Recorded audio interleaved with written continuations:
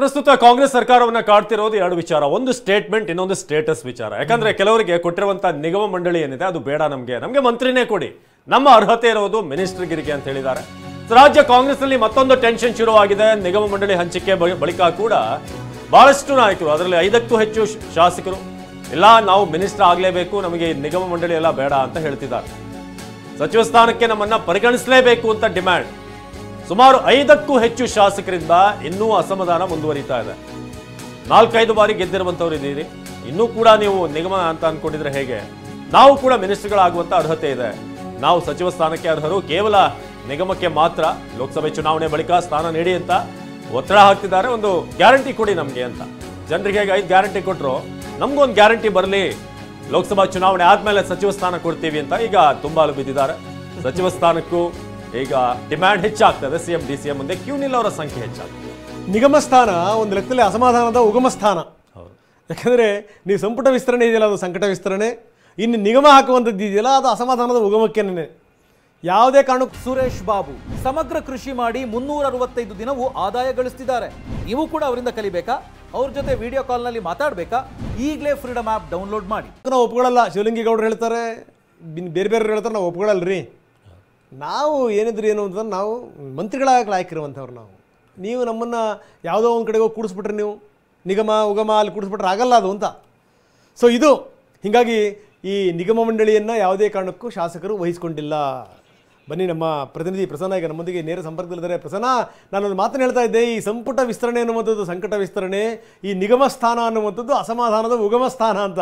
ಯಾಕಂದರೆ ಕೆಲವರು ನಾಯಕರುಗಳು ನಾವು ನಿರಂತರವಾಗಿ ಗೆದ್ದು ಬರ್ತಾ ಇದ್ದೀವಿ, ಅಥವಾ ಪಕ್ಷ ಬಿಟ್ಟು ಬಂದಿರುವಂಥವ್ರು ಕೂಡ ನಾವು ಬಂದಿರುವಂಥ ದೊಡ್ಡ ದೊಡ್ಡ ಕನಸು ಕನವರಿಕೆಗಳನ್ನ ಇಟ್ಕೊಂಡು ನೀವು ಯಾವುದೋ ನಿಗಮಕ್ಕೆ ನಮ್ಮನ್ನು ಸೀಮಿತ ಮಾಡಿಬಿಟ್ರೆ 2 ವರ್ಷ ಆದಮೇಲೆ ಕಿತ್ತು ಹಾಕಿದರೆ ನಮ್ಮ ಗತಿ ಏನು, ಇಂಥ ಪ್ರಶ್ನೆಗಳೆಲ್ಲವೂ ಕೂಡ ಎದ್ದಿವೆ. ಹೀಗಾಗಿ ಕೆಲವರು ಸುತಾರಾಮ್ ಇದನ್ನು ಒಪ್ಕೊಳ್ಳಿಕ್ಕೆ ತಯಾರಿಲ್ಲ. ಚುನಾವಣೆ ಹತ್ತಿರ ಬರ್ತಾ ಇದೆ, ನಾಯಕರ ಸ್ಟೇಟ್ಮೆಂಟ್ಗಳಿದೆಯಲ್ಲ, ಹುಚ್ಚುಚ್ಚು ಸ್ಟೇಟ್ಮೆಂಟ್ಗಳು ಒಂದೊಂದೇ ಸ್ಟೆಪ್ಪನ್ನು ಕೆಳಗಡೆ ಇಳಿಸ್ತಾ ಇದೆ. ಇಂಥ ಸಂದರ್ಭದಲ್ಲಿ ಈ ರೀತಿಯ ಅಸಮಾಧಾನಗಳು ಶುರು ಆಗಿಬಿಟ್ರೆ ಅದು ಚುನಾವಣೆಯ ಮೇಲೆ ನೇರ ಪರಿಣಾಮವನ್ನು ಬೀರಲ್ವಾ? ಹೇಗಿದನ್ನು ಸರಿಪಡಿಸುತ್ತೆ ಹೈಕಮಾಂಡ್? ಅಸಮಾಧಾನದ ಭಾರವನ್ನ ಕಡಿಮೆ ಮಾಡಬೇಕು ಅಂತ ಹೇಳಿ ನಿಗಮ ಮಂಡಳಿಯನ್ನ ಹಂಚಿಕೆ ಮಾಡಲಾಗಿತ್ತು. ಆದ್ರೆ ಎದೆಯ ಭಾರ ಕಡಿಮೆ ಆಗುವ ಬದಲು ಆ ಭಾರ ಇದೀಗ ಹೈಕಮಾಂಡ್ ನಾಯಕರ ಮೇಲೆ, ಮುಖ್ಯಮಂತ್ರಿ ಮತ್ತು ಉಪಮುಖ್ಯಮಂತ್ರಿಗಳ ತಲೆಯ ಮೇಲೆ ಹೊರುವಂತೆ ಕಾಣ್ತಾ ಇದೆ. ನಿಗಮ ಮಂಡಳಿಯನ್ನ ವಹಿಸಿದ ಬಳಿಕ ಸಿಕ್ಕವರಿಗೆ ಒಂದು ರೀತಿಯ ಸಂಕಟ ಆದರೆ ಸಿಗದೇ ಇರೋರಿಗೆ ಮತ್ತೊಂದಷ್ಟು ಸಂಕಟ ಆಗಿದೆ. ಸಿಕ್ಕವರಿಗೆ ಇದೀಗ ತಮ್ಮನ್ನ ಎಲ್ಲೋ ಒಂದ್ ಕಡೆ ಸಚಿವ ಸ್ಥಾನದ ರೇಸ್ ನಿಂದ ದೂರ ಇಟ್ಟಿದ್ದಾರೆ ಅನ್ನುವಂತಹ ಬೇಸರ ವ್ಯಕ್ತಪಡಿಸ್ತಾ ಇದ್ದಾರೆ. ಅದೇ ಕಾರಣಕ್ಕೋಸ್ಕರ 5ಕ್ಕೂ ಹೆಚ್ಚು ಶಾಸಕರು ನಿಗಮ ಮಂಡಳಿ ಸ್ಥಾನವನ್ನ ವಹಿಸಿಕೊಳ್ಳೋದಕ್ಕೆ ಹಿಂದೇಟನ್ನ ಹಾಕ್ತಾ ಇದ್ದಾರೆ. ಕಳೆದ 1 ವಾರದ ಹಿಂದೆಯೇ ನಿಗಮ ಮಂಡಳಿ ಹಂಚಿಕೆಯಾಗಿದೆ. ಅಧಿಕೃತವಾಗಿ ಘೋಷಣೆಯಾದ ಬಳಿಕವೂ ಕೂಡ ಇದುವರೆಗೆ 5ಕ್ಕೂ ಹೆಚ್ಚು ಶಾಸಕರು ನಿಗಮ ಮಂಡಳಿ ಸ್ಥಾನವನ್ನ ಅಧಿಕೃತವಾಗಿ ವಹಿಸಿಕೊಂಡಿಲ್ಲ. ಮತ್ತು ಮುಖ್ಯಮಂತ್ರಿಗಳು ಉಪಮುಖ್ಯಮಂತ್ರಿಗಳ ಎದುರು ತಮ್ಮ ಡಿಮ್ಯಾಂಡ್ ಅನ್ನ ಇಡ್ತಾ ಇದ್ದಾರೆ.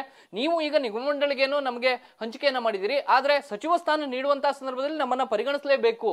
ಈ ಕಾರಣಕ್ಕೋಸ್ಕರ ನಿಗಮ ಮಂಡಳಿ ಕೊಟ್ಟಿದ್ದೀವಿ ಎನ್ನುವಂತಹ ಷರತ್ತನ್ನ ಹಾಕಿ ನಮ್ಮನ್ನ ಆ ಒಂದು ಸ್ಥಾನದಿಂದ ವಂಚಿತರಾಗೋ ರೀತಿಯಲ್ಲಿ ಮಾಡಬೇಡಿ. ನಮಗೆ ಅರ್ಹತೆ ಇಲ್ವಾ, 4ರಿಂದ 5 ಬಾರಿ ಗೆದ್ದಿದ್ದೇವೆ, ಈ ಕಾರಣಕ್ಕೋಸ್ಕರ ಕೇವಲ ನಮ್ಮನ್ನ ನಿಗಮ ಮಂಡಳಿಗೆ ಸೀಮಿತ ಮಾಡಬೇಡಿ ಎನ್ನುವಂತ ಒಂದು ಡಿಮ್ಯಾಂಡ್ ಅನ್ನ ಇಟ್ಟಿದ್ದಾರೆ. ರಾಜ್ಯ ನಾಯಕರು ಮತ್ತು ಹೈಕಮಾಂಡ್ ನಾಯಕರು ಒಂದು ಲೆಕ್ಕಾಚಾರವನ್ನು ಹಾಕೊಂಡೇ 34 ಮಂದಿ ಶಾಸಕರಿಗೆ ನಿಗಮ ಮಂಡಳಿಯನ್ನ ಕೊಟ್ಟಿದ್ರು. ಈ ಒಂದು ಕ್ಯಾಲ್ಕುಲೇಷನ್ ಆಧಾರದ ಮೇಲೆ ಸಚಿವ ಸಂಪುಟ ಪುನರ್ರಚನೆಯ ಸಂದರ್ಭದಲ್ಲಿ ಯಾವುದೇ ರೀತಿಯ ಅಪಸ್ವರಗಳು ಏಳಬಾರದು ಅನ್ನುವಂತ ಲೆಕ್ಕಾಚಾರವನ್ನ ಹಾಕೊಳ್ಳಲಾಗಿತ್ತು. ಆದ್ರೆ ಈಗ ನಿಗಮ ಮಂಡಳಿ ಕೊಟ್ಟಂತವರಿಗೆ ಎಲ್ಲೋ ಒಂದ್ ಕಡೆ ತಮ್ಮನ್ನ ದೂರ ಇಡ್ತಾ ಇದ್ದಾರೆ ಅನ್ನುವಂತ ಒಂದು ರೀತಿಯ ಸಂದೇಶ ರವಾನೆ ಆಗ್ತಾ ಇದೆ. ಇದೇ ಕಾರಣಕ್ಕೋಸ್ಕರ ಈಗ ನಿಗಮ ಮಂಡಳಿಯನ್ನ ತೆಗೆದುಕೊಂಡಿದ್ದೆ ಆದ್ರೆ ಅಕಸ್ಮಾತ್ ತಮ್ಮನ್ನ ಸಚಿವ ಸ್ಥಾನಕ್ಕೆ ಪರಿಗಣಿಸದೆ ತಮ್ಮನ್ನ ದೂರ ಇಡ್ತಾರೆ ಅನ್ನುವಂತ ಒಂದು ಆತಂಕದಲ್ಲಿಯೇ ಮುಖ್ಯಮಂತ್ರಿ ಮತ್ತು ಉಪಮುಖ್ಯಮಂತ್ರಿಗಳ ಎದುರು ಡಿಮ್ಯಾಂಡ್ ಅನ್ನ ಇಡ್ತಾ ಇದ್ದಾರೆ. ಮತ್ತು ನೀವು ನಿಜಕ್ಕೂ ಕೂಡ ತಮ್ಮನ್ನ ಸಚಿವ ಸ್ಥಾನಕ್ಕೆ ಪರಿಗಣಿಸಬೇಕು ಅನ್ನುವಂತ ಡಿಮ್ಯಾಂಡ್ ಅನ್ನ ಇಟ್ಟು ಕೊಟ್ಟಿರುವಂತಹ ನಿಗಮ ಮಂಡಳಿಯನ್ನ ಅಧಿಕೃತವಾಗಿ ಇನ್ನೂ ಕೂಡ ಸ್ಥಾನವನ್ನ ವಹಿಸಿಕೊಳ್ತಾ ಇಲ್ಲ. ರಂಗನಾಥ್, ಓಕೆ, ಧನ್ಯವಾದ ತಮ್ಮೆಲ್ಲ ಮಾಹಿತಿಗೆ.